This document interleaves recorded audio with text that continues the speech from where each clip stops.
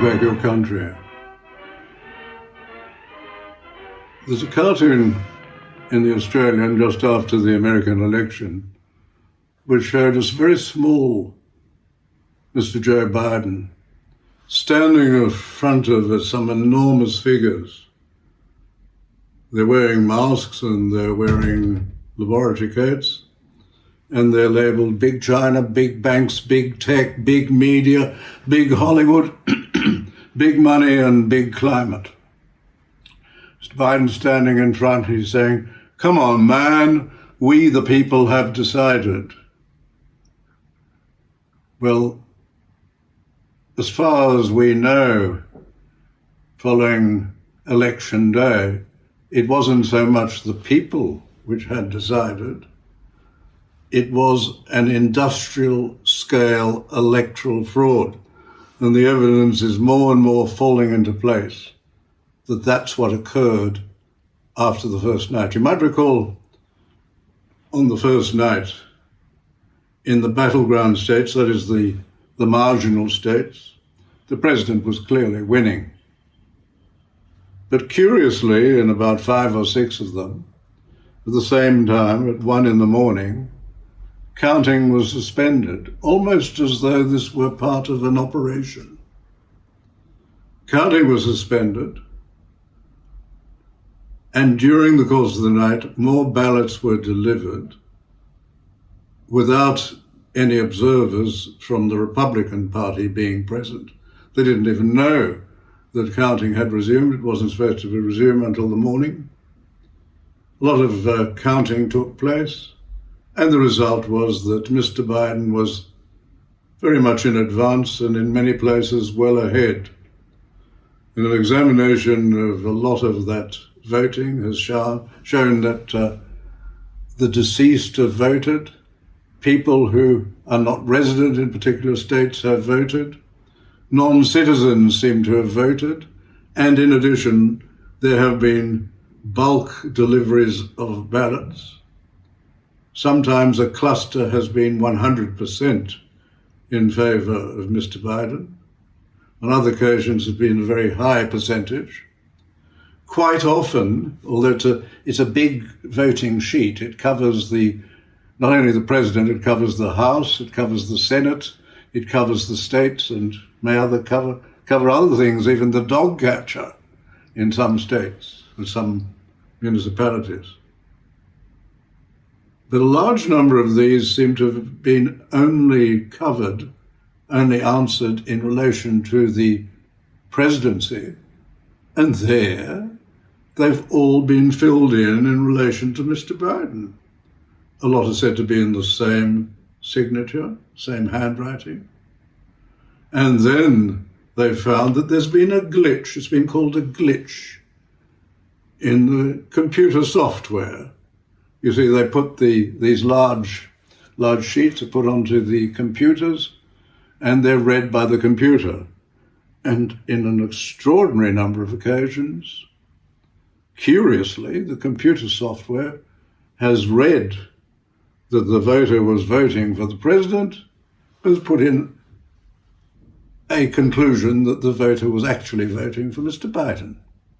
There's been a vast amount of this. This goes into an enormous amount. And yet, when the president announced that he would be going to the Supreme Court, what was the reaction of the mainstream media? Not only in the United States, but also here.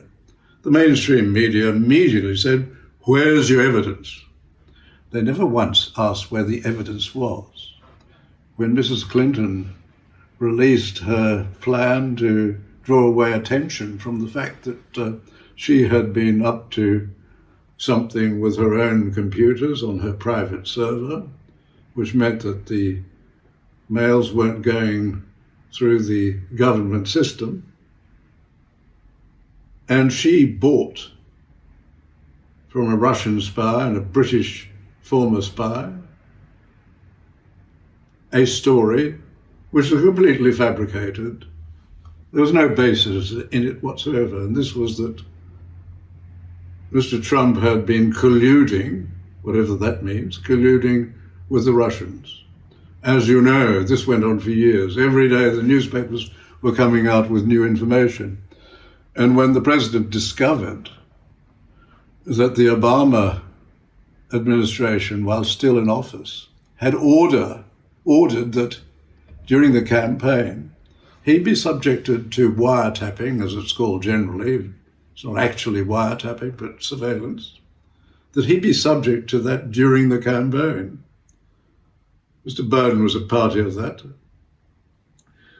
And that was completely improper, because when they went to the court to get the justification for that, the information that went to the judges to give the warrants was based on lies, completely fabricated stories to try and justify getting the warrants so that they could listen to Mr. Trump's campaign, and also while he was still a new president in office.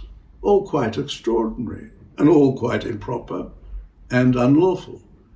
But the media never asked for any evidence of collusion. It never asked for any evidence in relation to the allegations concerning the president's conversation with the president of the Ukraine. That turned out to be a complete fabrication by Representative Schiff, completely untrue, because a real record of the conversation had been kept. And that was revealed and completely different from the one which Mr. Schiff presented to the House in the impeachment proceedings. And subsequently, nearly every week, when a new story emerged about the president, the newspapers, the media never asked for evidence. One of the most notorious and one of the most outrageous was that he referred to soldiers buried in graves as losers and suckers. There was never any evidence of this, and it soon became clear that those who had published this had not checked with the people present, and when they checked with, when the regular media checked with enemies, in a particular an enemy of the president, they found that he had not in fact said that.